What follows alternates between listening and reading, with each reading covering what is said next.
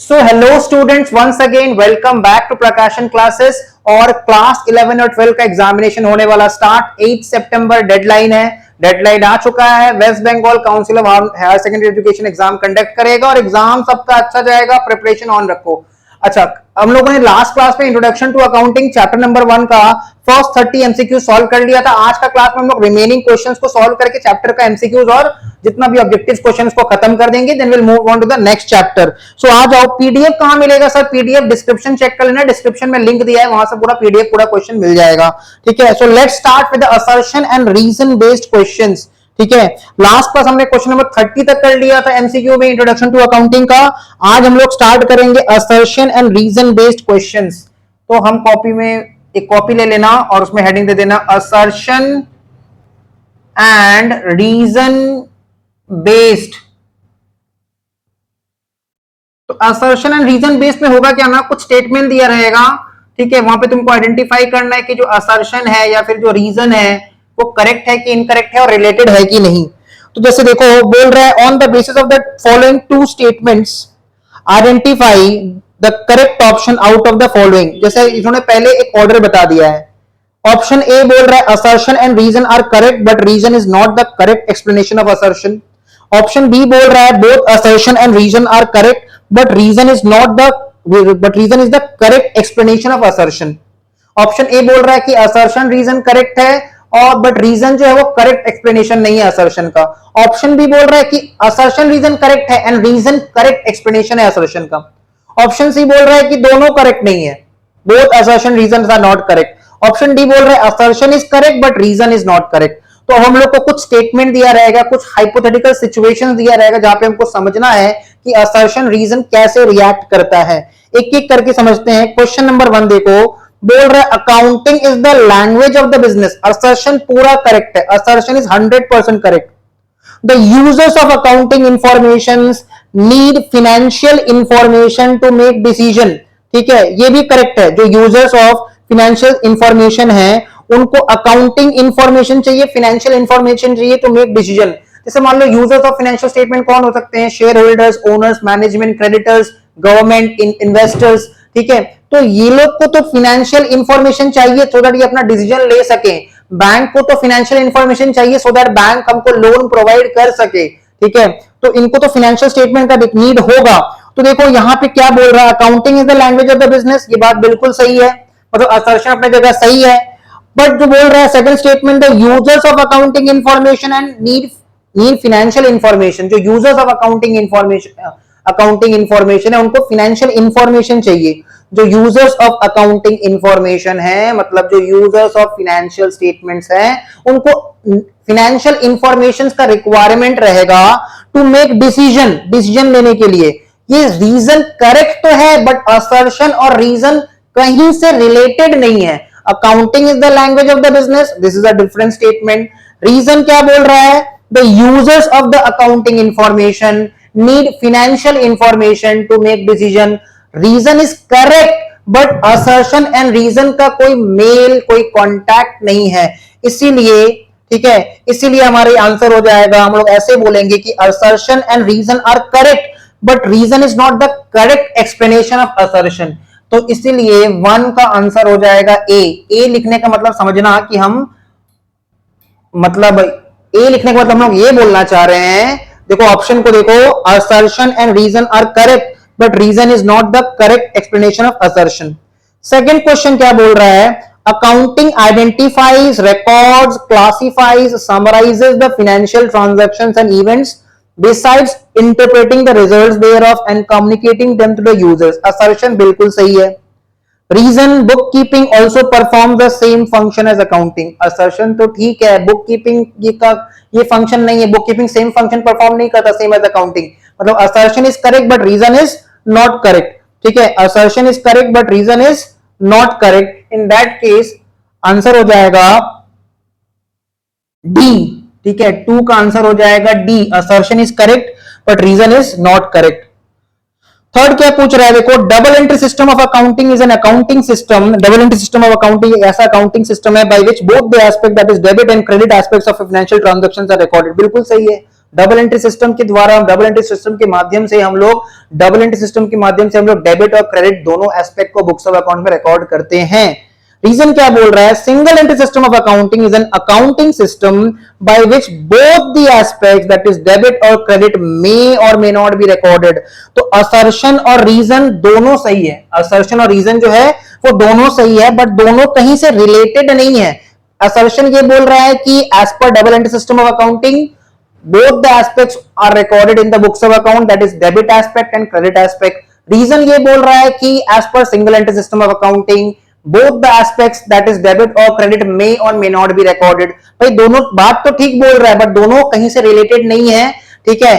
तो इसीलिए इसका आंसर क्या हो जाएगा? Assertion and reason are correct but reason is not the correct explanation of assertion. तो आंसर क्या हो जाएगा? 3 का ए।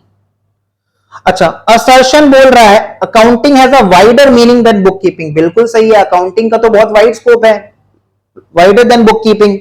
The function of book keeping is restricted to identifying, recording and classifying the financial transaction.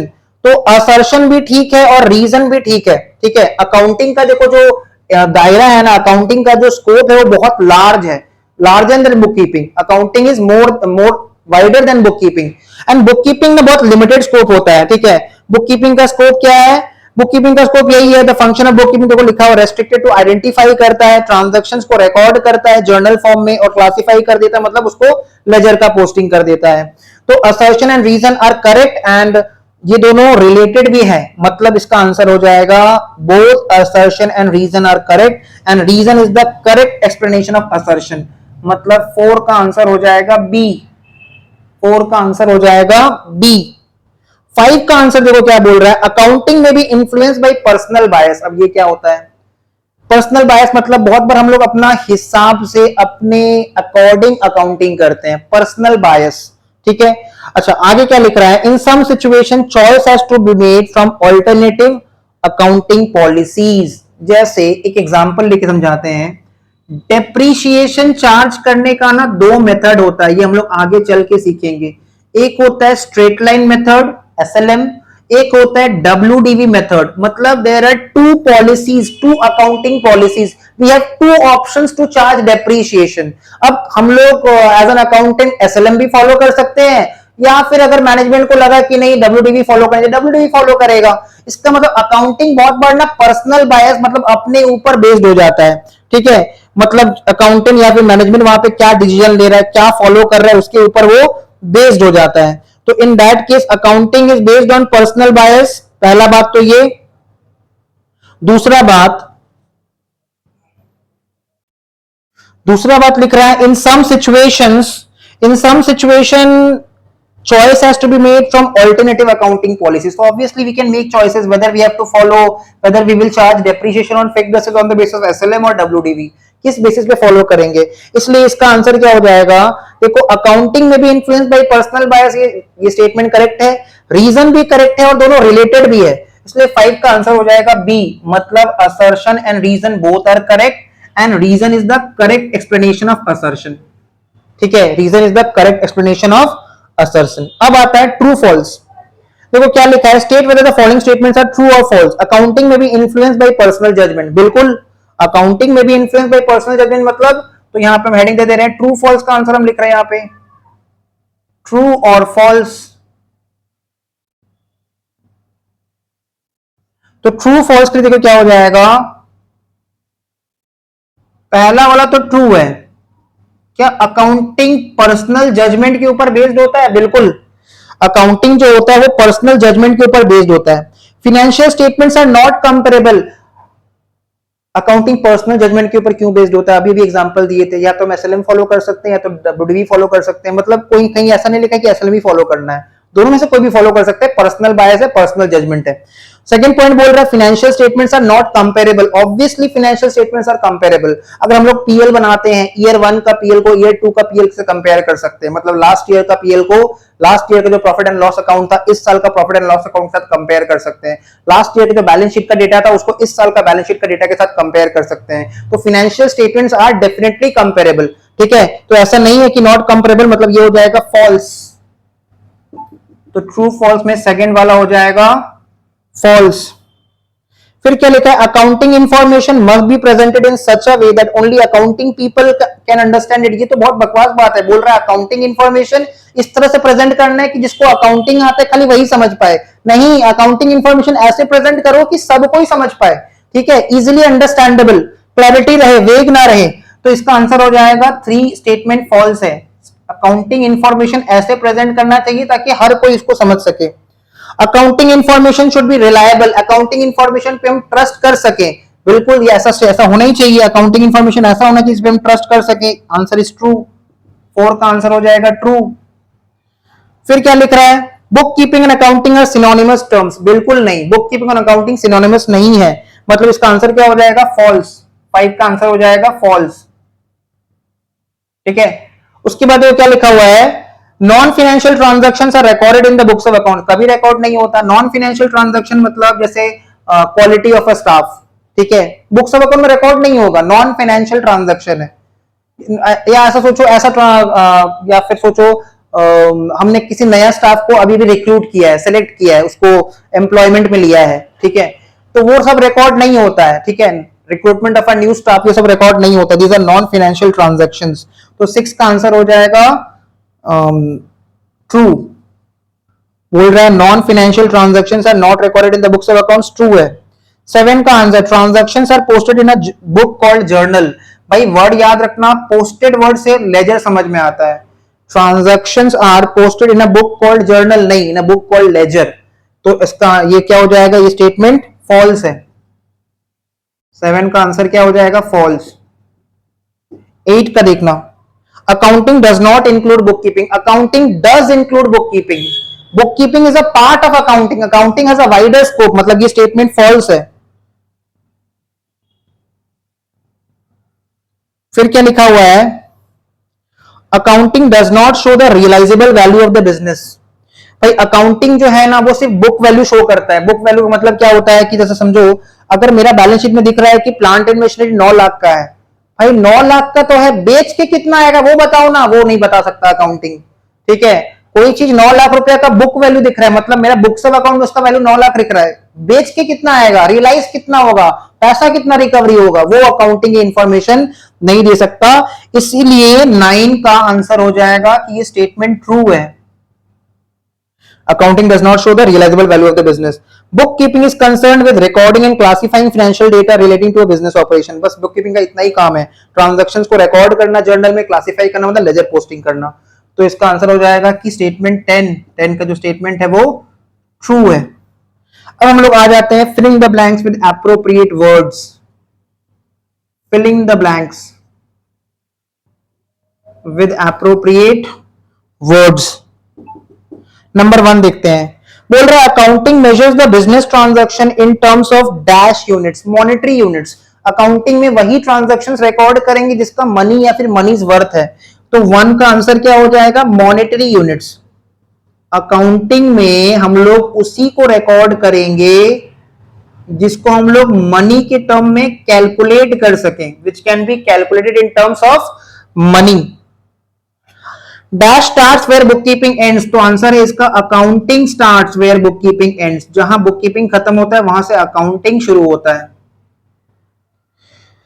Information in financial reports, जो भी financial reports होता है ना, मतलब फाइनेंशियल स्टेटमेंट्स होता है, वो किसके ऊपर बेस्ड होता है, ट्रांजैक्शंस के ऊपर, इकोनॉमिक ट्रांजैक्शंस के ऊपर, ठीक है। तो इंफॉर्मेशन जो फाइनेंशियल रिपोर्ट्स मतलब फाइनेंशियल स्टेटमेंट्स, जो पीएल में इंफॉर्मेशन है, बैलेंस शीट में इंफॉर्मेशन है, वो किसके ऊपर बेस्ड है, फाइनेंशियल इंफॉर्मेशन के ऊपर बेस्ड है, इकोनॉमिक इंफॉर्मेशन के ऊपर बेस्ड है, जिसको हम लोग ट्रांजैक्शंस कहते हैं।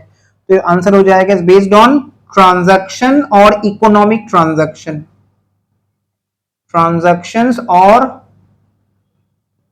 इकोनॉमिक ट्रांजैक्शन, जैसा तुम्हारा ऑप्शन में दिया रहे, ठीक है। 4th का आंसर, 4th में क्या पूछ रहा है, identified and measured economic event should be recorded in कौन सा ऑर्डर। जो भी आइडेंटिफाई किया हमने इकोनॉमिक इवेंट्स को, उसको हमको क्रोनोलॉजिकल ऑर्डर में रिकॉर्ड करना है, मतलब डेट बाय डेट, पहले 1 तारीख का ट्रांजैक्शन रिकॉर्ड होगा, फिर 2 तारीख का ट्रांजैक्शन, फिर 3 तारीख का ट्रांजैक्शन एंड सो ऑन। तो कौन सा ऑर्डर में रिकॉर्ड करना है, identified and economic event should be recorded in chronological order. chronological order. Next 5. The process of accounting starts with identification. Process of accounting कहां से शुरू होता है? Identification of financial transaction. पहले हम फाइनेंशियल ट्रांजैक्शंस को आइडेंटिफाई करते हैं, यहां से प्रोसेस ऑफ अकाउंटिंग स्टार्ट होता है। एंड एंड्स विद कम्युनिकेटिंग, ठीक है, ये हो जाएगा एक पार्ट। दूसरा part ends with communicating, communicating them to the users thereof, communicating them to the users। मतलब process of accounting starts from identification of financial transaction and ends by communicating to the users. अच्छा, manipulation of accounts. Manipulation का मतलब क्या होता है? मान लो हमने अपने अकाउंट्स में बहुत झोल कर रखा है, बहुत गड़बड़ कर रखा है। हमने अपना बैलेंस शीट में लिख रखा है, statement of assets and liabilities में, land and building 200 lakh, 200 lakh, 2 crore. हमसे किसी ने पूछ लिया कहां है लैंड एंड बिल्डिंग, दिखाओ। बोला वो तो है नहीं, बस ऐसे ही लिख रखे हैं। मतलब हमने मैनिपुलेशन किया है, गड़बड़ी किया है, ठीक है, कुछ उल्टा फुल्टा लिख रखा है, जिससे हमारा फाइनेंशियल स्टेटमेंट का इफेक्ट, प्रभाव अच्छा दिखेगा, ठीक है, वो दिखने में अच्छा लगेगा, उसको बोलते हैं मैनिपुलेशन करना। जैसे देखो, हम अपना इनकम को ज्यादा कर सकते हैं, ठीक है, झूठा मोटा सेल्स दिखा के। हम अपने एक्सपेंसेस को कम कर सकते हैं, कुछ एक्सपेंसेस को हटा के, तो इसको बोलते हैं मैनिपुलेशन ऑफ अकाउंट्स।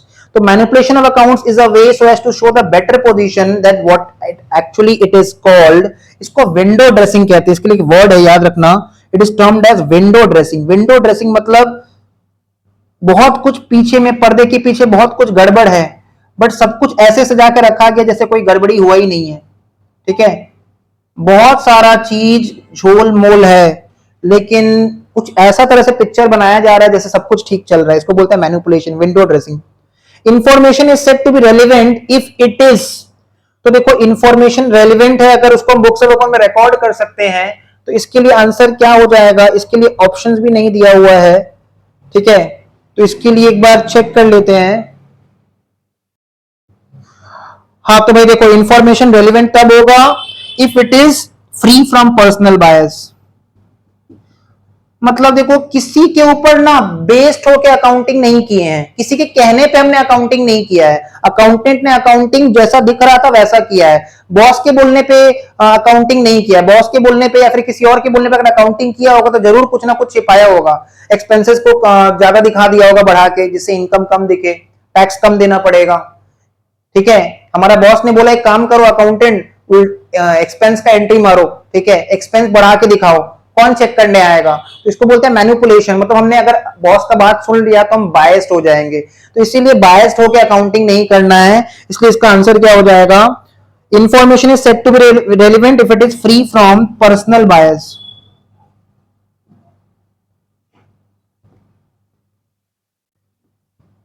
नेक्स्ट 8 में देखो क्या लिखा है, internal users of accounting information are owners of the business entity. Internal users कौन होते हैं? बिजनेस के ओनर्स होते हैं, management, shareholders. Internal users of accounting information are owners of the business entity. 9 में लिखा है to determine the financial status of a business balance sheet is prepared. याद रखना, फाइनेंशियल पोजीशन जानने के लिए, फाइनेंशियल पोजीशन जानने के लिए हम लोग क्या प्रिपेयर करते हैं? बैलेंस शीट प्रिपेयर करते हैं। तो 9 का आंसर हो जाएगा बैलेंस शीट। फाइनेंशियल पोजीशन को जज करने के लिए, जानने के लिए हम लोग बैलेंस शीट प्रिपेयर करते हैं। 10 में लिखा है qualitative characteristics of accounting include reliability. मतलब वो अकाउंटिंग इंफॉर्मेशन रिलायबल होना चाहिए, उस पर ट्रस्ट कर सके, वो रेलिवेंट होना चाहिए हमारे बिजनेस से, ठीक है, वो कंपेरेबल होना चाहिए, कंपेरेबिलिटी, ठीक है। एंड एक और चीज क्या होना चाहिए उसमें, देखो बुक्स में इसको हम लोग चेक कर लेते हैं, बुक्स में भी अपना टीएस लेवल में चेक कर लेना। तो बुक्स में इसका आंसर यस, तो आंसर इसमें दिया हुआ है अंडरस्टैंडेबिलिटी। तो ये याद रखना कि जो भी अकाउंटिंग इंफॉर्मेशन है उसका क्वालिटेटिव कैरेक्टरिस्टिक्स क्या क्या होता है। नंबर 1 वो रिलायबल होना चाहिए, वो अंडरस्टैंडेबल होना चाहिए, रेलिवेंट होना चाहिए, कंपेरेबल होना चाहिए, तो अंडरस्टैंडेबिलिटी इज द आंसर। ठीक है, 10 का आंसर हो जाएगा अंडरस्टैंडेबिलिटी।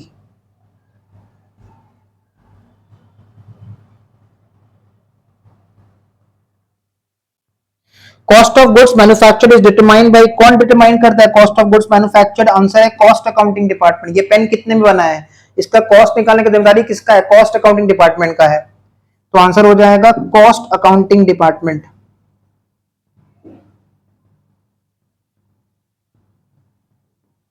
12 का चेक कर लो। प्रॉफिट और loss is calculated by which department? Financial accounting department. ठीक है, फाइनेंशियल अकाउंटिंग का काम है कि वो चेक करे कि बिजनेस में कितना प्रॉफिट हुआ या फिर कितना लॉस हुआ है। और 13 में बोल रहा है,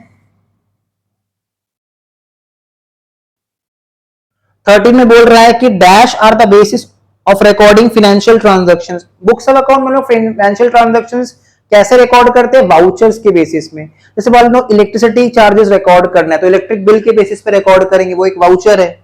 तो आंसर हो जाएगा वाउचर्स। वाउचर्स के बेसिस पे हम लोग बुक्स ऑफ अकाउंट में फाइनेंशियल ट्रांजैक्शंस को रिकॉर्ड करते हैं। तो यहां तक हम लोग का चैप्टर 1 का सारा एमसीक्यू और सब्जेक्टिव ऑब्जेक्टिव क्वेश्चन कंप्लीट हो गया। वीडियो समझ में आ रहा है, वीडियो को लाइक कर दो, शेयर करो अपने फ्रेंड्स के साथ, ज्यादा से ज्यादा पढ़ाई करो। ठीक है, चैनल को सब्सक्राइब कर देना, प्रेस द बेल आइकन। मिलते हैं नेक्स्ट वीडियो में।